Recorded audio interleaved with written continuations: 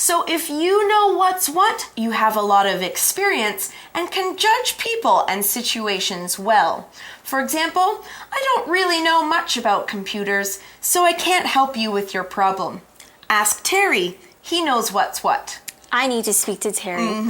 All right, so next in the article it says, Europeans in the 16th century were familiar with a bird named the guinea fowl. Okay. So when you're familiar with something or you're being familiar with something, it's a phrase that means to know or understand something better. Okay. For example, you study Shakespeare to know or understand the language better. Okay. Or you, the more you use a smartphone, the more familiar you are with it. So it's kind of like you're getting used to it through experience.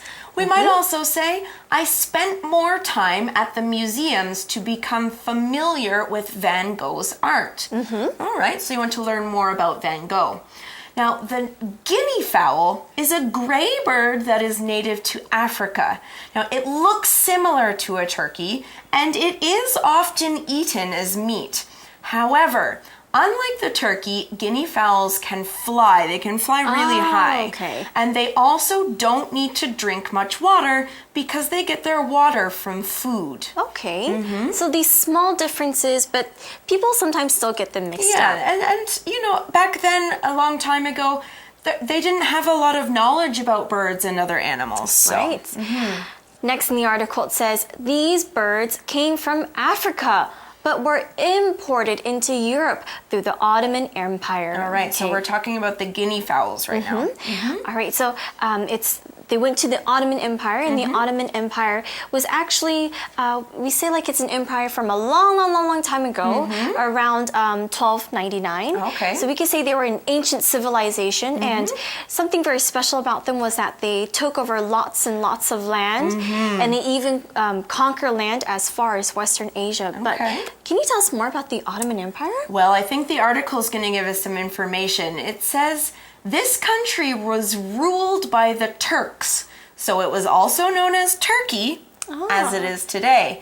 Now, the verb rule is spelled R-U-L-E, rule, means to have official power or control over a country and the people who live there. So the Turks had control of the Ottoman Empire, so the country was often called Turkey. Another example could be, the Queen of England doesn't rule the UK, but she does work with the Prime Minister. Now, the Queen would have ruled in the past, but not anymore. All right, so next the article then says, thus, the guinea fowl were called turkey cocks or turkey hens. Interesting. All right, so they're getting the same name here. I see what's happening. Let's find out why the turkeys in North America got their name, though.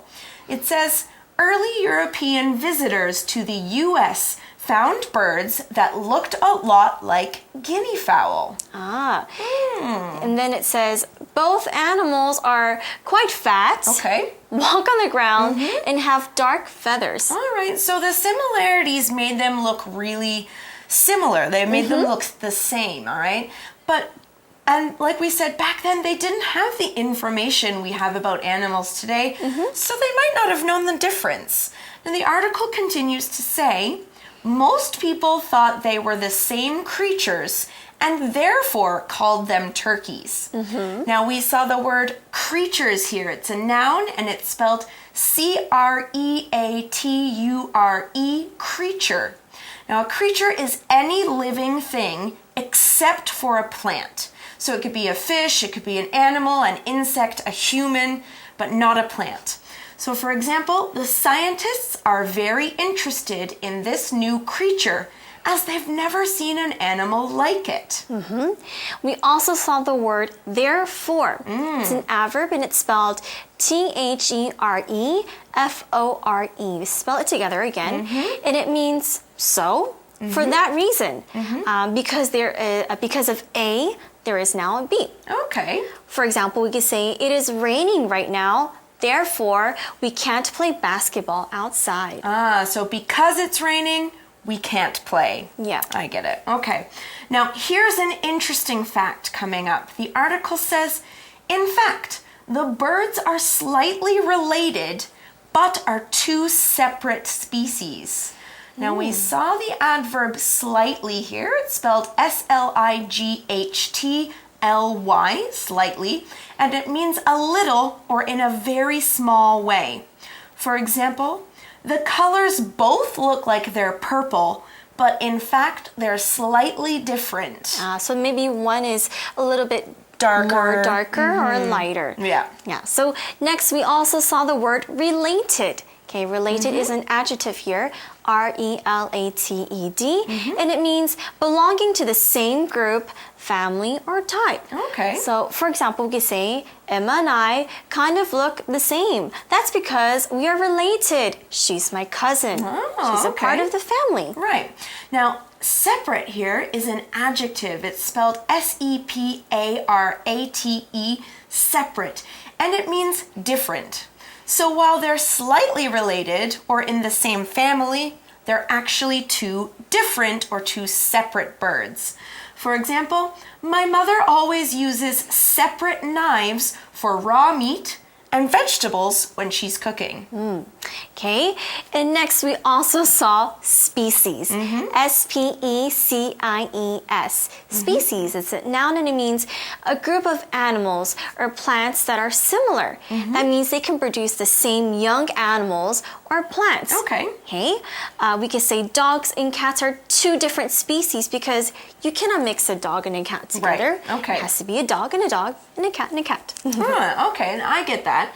Now, what about a tiger and a lion? I know sometimes they do mix species together, right? Yes. And we get white tigers from that, or we mix a horse and a donkey, and we get a mule. So if they're kind of in the same family, you might be able to do that, right? I think so. I think so, but a cat and a dog, not in the same species. I think it'll be very weird to see that as well. Right. Well, that's all the time we've got for our Fun Facts article today, but stay tuned because we have our For You chat coming up next.